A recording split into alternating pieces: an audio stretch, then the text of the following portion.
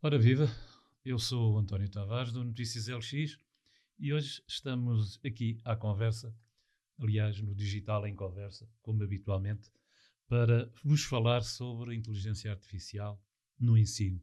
Comigo estão o João Calado e o Rui Ribeiro e vamos estar aqui à conversa sobre este tema que tem alguns mitos e se calhar algum aproveitamento que muitos pensam ser pouco saudável da parte dos estudantes sobre o aproveitamento da inteligência artificial.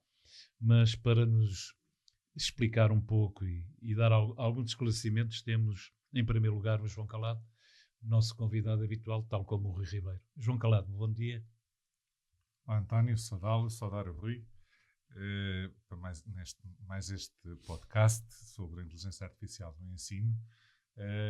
E sobre isso eu talvez começasse por dizer que a inteligência artificial no ensino é uma realidade incontornável, portanto ela está aí e não vale a pena negarmos aquilo que é uma realidade. Nós não podemos querer ter desenvolvimento tecnológico e depois o bom e o mau que o desenvolvimento tecnológico nos traz, queremos, no fundo, fazer como a avestruz, enterrar a cabeça na areia. E, portanto, o que temos que aprender é a lidar com esta nova realidade. E, portanto, os professores, os atores do sistema educativo, têm que se adaptar a uma realidade nova em que os alunos têm um conjunto de ferramentas que certamente vão influenciar o processo ensino-aprendizagem. Os alunos hoje, incontornavelmente, têm um conjunto de ferramentas que utilizam para estudar, que utilizam para fazer trabalhos, que utilizam no ensino superior, diria até para escrever dissertações para escrever teses e até para realizar algum trabalho experimental. Esta é que é a realidade dos dias de hoje. Portanto, há aqui uma mudança de paradigma que inevitavelmente se tem que refletir na forma de ensinar. O aluno hoje recorre menos ao professor para esclarecer dúvidas, porque pergunta às ferramentas de inteligência artificial e elas, para além de escrever, também respondem e também sugerem. A questão que se coloca aqui é o que é a utilização ética e com responsabilidade das ferramentas de inteligência artificial e o que é fraude. E para isto as instituições têm que regular a utilização das ferramentas de inteligência artificial, que é uma coisa que não está a ocorrer. Eu diria que no ensino superior foi publicado há pouco tempo um artigo que diz que apenas 17% das instituições de ensino superior do nosso país conseguiram criar alguma regulamentação no sentido de definir aquela fronteira entre a ética e a utilização das ferramentas de uma forma responsável e aquilo que pode ser considerado fraude. E, portanto, penso que aqui é que está a grande dicotomia e que as instituições, naturalmente, que inevitavelmente têm que regular e não proibir. A ideia de que se consegue proibir um aluno a não utilização das ferramentas que ele tem disponíveis, enfim, eu acho que não tem qualquer tipo de aderência à realidade com que as instituições estão confrontadas. Eu partilhava só uma história de uma colega minha que há relativamente pouco tempo me dizia angustiada: entreguei o exame de física ao chat GPT e vê lá tu, o chat GPT teve 20 valores. E esta é que é a realidade. E esta realidade induz preocupações ao nível da forma como os professores têm que começar a avaliar os alunos. Porque criam-se aqui desafios acrescidos por forma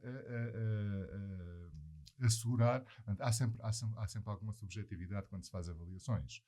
Agora, a subjetividade deve ser mitigada de tal forma que não se estejam a fazer avaliações injustas.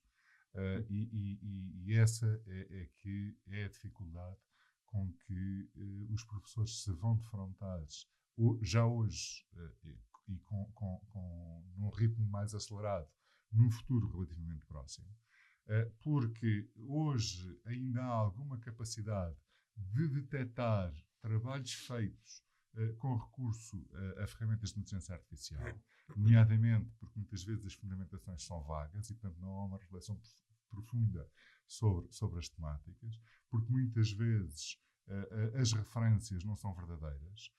E muitas vezes há alguns dados que também são gerados que não são verdadeiros. E, portanto, isto permite aos professores alguma capacidade de identificar situações de utilização indevida das ferramentas de inteligência artificial. Mas isto vai acabar no futuro relativamente próximo, porque estas ferramentas funcionam com base em modelos, estes modelos são treinados com a informação, e quanto mais treinado tiver um modelo, mais fidedigno é o resultado que o modelo produz.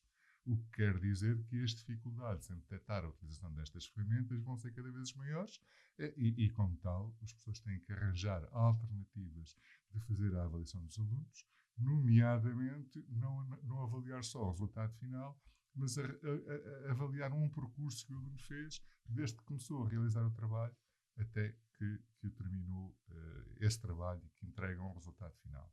Para isso, começam a aparecer algumas plataformas de aprendizagem adaptativa que ajudam a fazer a avaliação de uma forma automática do percurso do aluno num processo de aprendizagem que começa com o enunciado de um trabalho até ao produto final. Eu penso que deve estar próximo. Sim, estamos no ponto. Rui Ribeiro, como é que é esta fronteira entre aquilo que é, digamos, eticamente e compreensível e aquilo que é, digamos, uma forma de ludibriar o sistema e ludibriar a aprendizagem também, e como é que os professores estão preparados para isso e as instituições de ensino? Bom, antes de mais, obrigado mais uma vez e um abraço aqui também ao João. Eu partilho, obviamente, de tudo aquilo que o João comentou. Sou docente universitário e, portanto, lido diretamente com aquilo que é a realidade há muitos anos desta evolução tecnológica, eu sendo das áreas tecnológicas ainda mais. E aqui há vários temas, não é? Que é aquilo que é uma realidade, que é a evolução tecnológica, e os alunos, naturalmente, eles próprios vão introduzindo nos seus métodos de estudo e de evolução as tecnologias. Obviamente esta é mais uma, não é a única, mas também os professores, também eles próprios têm que evoluir na forma como lecionam, até porque o próprio modelo mental hoje dos jovens, e eu comecei a dar aulas em 2007 na universidade, é completamente diferente daquilo que eu hoje e da forma como eu próprio hoje dou as minhas aulas, e hoje é muito mais exigente com o professor, porque obriga que um professor, agora vou caracterizar e generalizar, e até quando eu era aluno da universidade e até do secundário, né, havia muita aula que era despejar matéria por parte do docente, e obviamente aqueles que estavam atentos na realidade e interagiam na realidade acabavam por ter tipicamente melhores notas.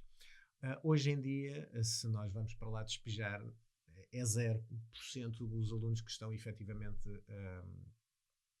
atentos. E, portanto, aquilo que é a função de um professor, que é garantir a partilha de conhecimento e que os assimilem mais do que decorem, esse é um tema, é crítico que tal aconteça.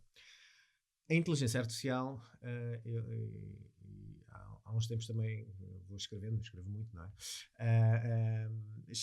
Uma das coisas que escrevi foi: a inteligência artificial dá preguiça. E portanto, quer o professor, quer o aluno, porque isto nestas coisas depois no limite também os dois lados também ganham preguiças se não atuarem. Acima de tudo, aquilo que um professor tem que garantir é que os alunos têm a capacidade de pensar, que é uma coisa difícil e cada vez mais difícil nos dias de hoje, não é? Porque eu carrego num botão e, tal como o João estava a comentar, faz-me o resultado final. E até o nosso corpo humano, não é? Eu costumo dizer que o nosso corpo humano é uma máquina fantástica que procura eficiências ao máximo, e portanto quanto menos trabalho tiver, melhor. E, portanto... O princípio de energia mínima. Exatamente, é isso mesmo. E, portanto, se um professor não tem a capacidade de colocar os alunos a pensarem e a analisarem criticamente os problemas, perante este desafio, pensa, não é?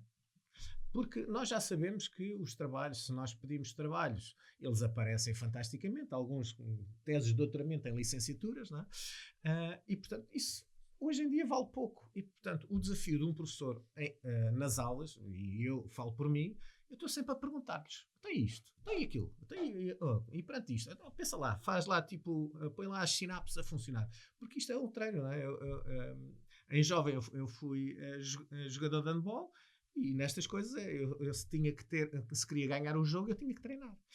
E este é o desafio, que é obrigar os alunos a pensar. E isso é muito mais que... Eu sei, às vezes há aulas que eu de facto saio cansado, porque estou sempre, e isto, então e aquilo, então já pensaram nisto, então e nesta perspectiva.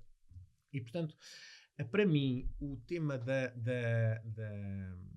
inteligência artificial na educação, obviamente, eu utilizo inteligência artificial e, portanto, acima de tudo, eu tenho é que ter a capacidade de olhar para um problema, introduzir o problema, inclusivamente às próprias inteligências artificiais, analisar se ela está bem, dar-lhe outras perspectivas, então é isto, então é aquilo, e ter esta capacidade, porque é aquilo que me vai acontecer quando eu estiver a passar uma estrada na rua, se aparece um carro ou não, quer que seja, o que é que eu faço?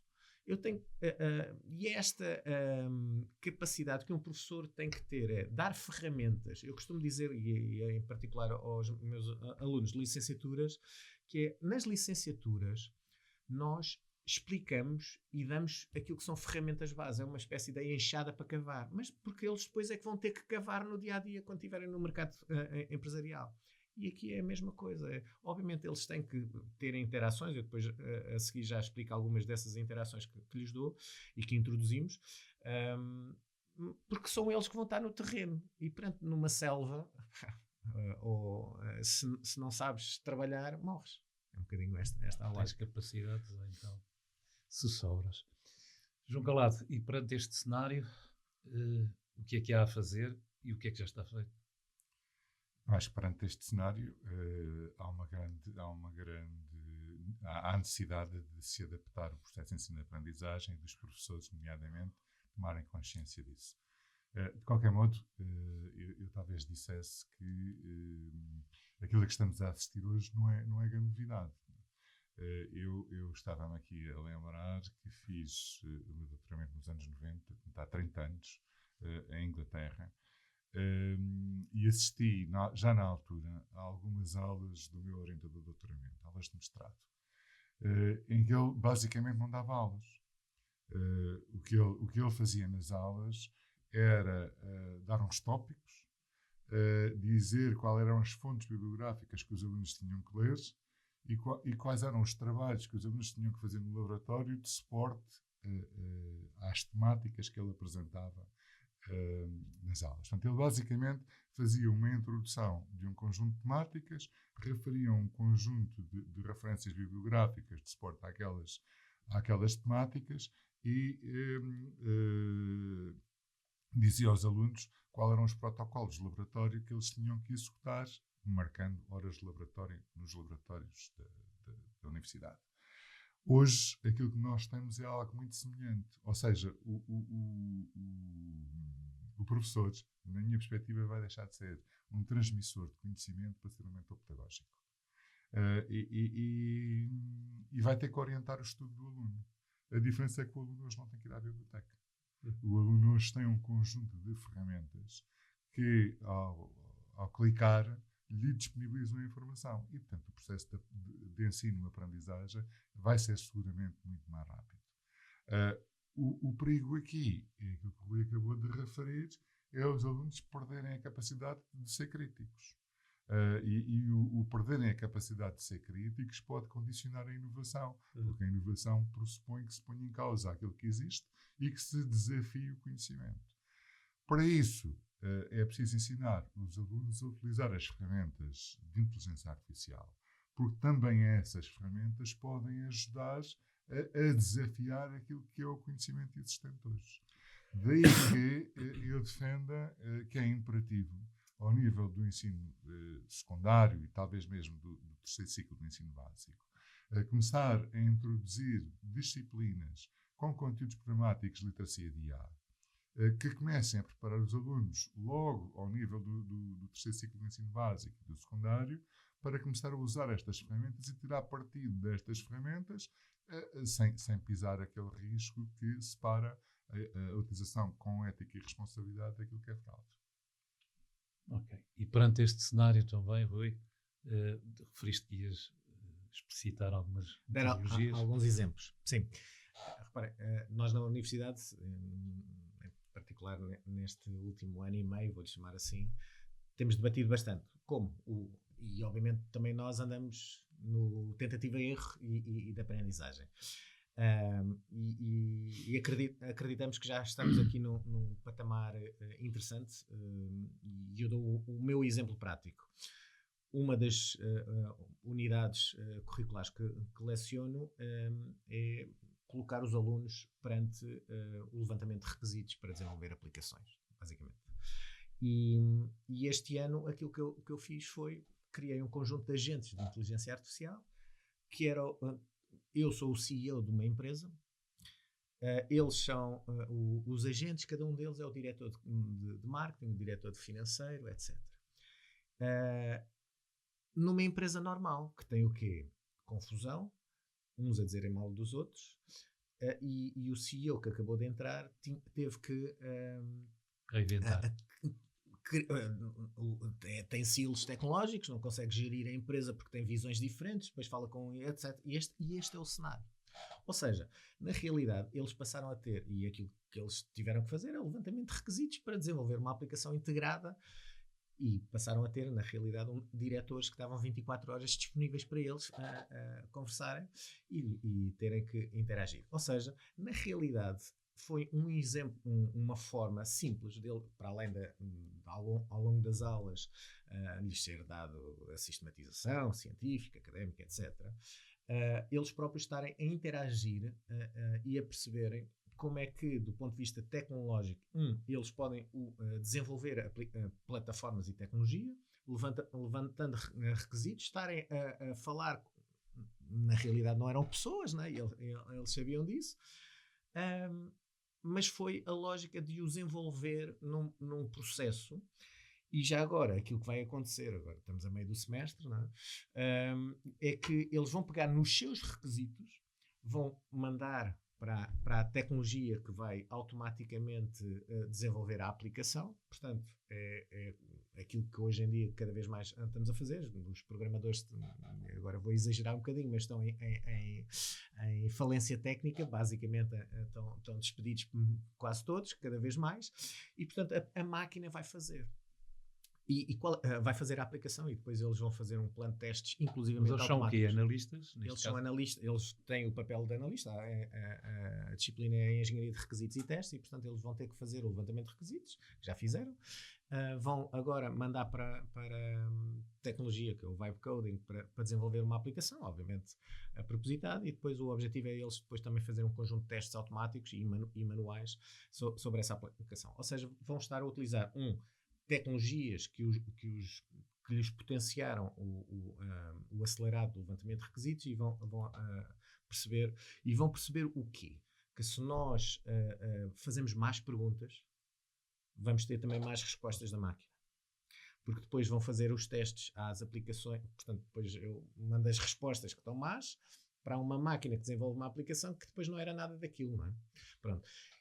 Ou seja, o objetivo é, de facto, eles terem esta experiência e depois não me entregam trabalhos, vão discutir os trabalhos e vão-me apresentar e efetivamente explicar o que é que fizeram. Porque é a tal análise crítica de eu tenho que pensar porque é que isto correu bem ou correu mal. Eu não estou à espera de aplicações espetaculares. Estou à espera, efetivamente, que eles pensem e percebam o que é que fizeram de bem, o que é que correu bem, o que é que correu mal. Ponto. E este é um exemplo. Pois, se não souberem perguntar e se não souberem analisar o problema, as aplicações não saem. Mas é uma experiência, efetivamente, de errar, que esta é a parte importante. Porque é ali, é no laboratório, não é? Ok. João Calado, último minuto. No último minuto, se calhar pegava nesta última afirmação do Rui, das más perguntas e das más respostas, e diria que hoje começamos a estar confrontados, os professores e os alunos também, com uma nova temática que vem sendo designada a engenharia da prompt. E a engenharia da prompt, no fundo, é exatamente isso. Não é? E daí eu até referi há pouco, a necessidade de começar a haver alguma literacia de IA ao nível do ensino básico e do ensino secundário, para preparar os alunos para a utilização destas ferramentas de uma forma a que usem as ferramentas para os ajudar e não para os confundir.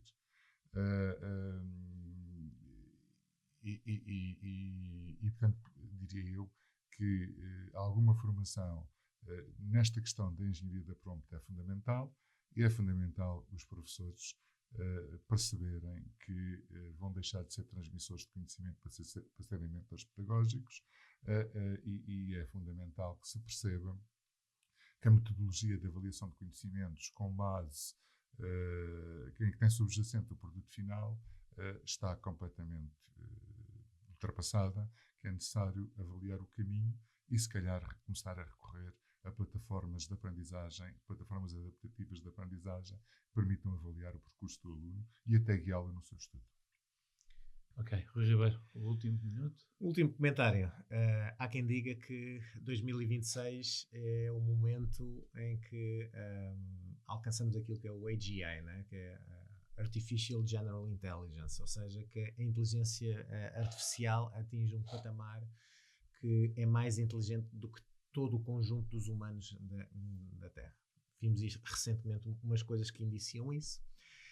E, portanto, o tema é como é que, do ponto de vista de ensino, nós garantimos que os humanos não perdem efetivamente o pé. E isso tal como o João está a referir, que é nós, do ponto de vista de ensino, nós temos que dar ferramentas para que os alunos e as pessoas, futuros profissionais, saibam guiar um carro para chegar a destinos. Com curvas e contra curvas. E não meramente o tal produto final, que é eu carrego num botão e está aqui o produto final. Okay? E mais uma vez é a colocar os alunos perante problemas e agora resolve e pensa. Podes utilizar a tecnologia A, B ou C, mas como é que o fazes? E é esta a lógica que é pensar. Para mim é fundamental. Pensar, pensar, pensar. Treinar o pensamento. E uma análise crítica. Pura. Ok. Obrigado, João Calado. Obrigado, Rui Ribeiro. Obrigado. Terminamos aqui hoje este episódio, mais um episódio do Digital em Conversa. Obrigado. Obrigado.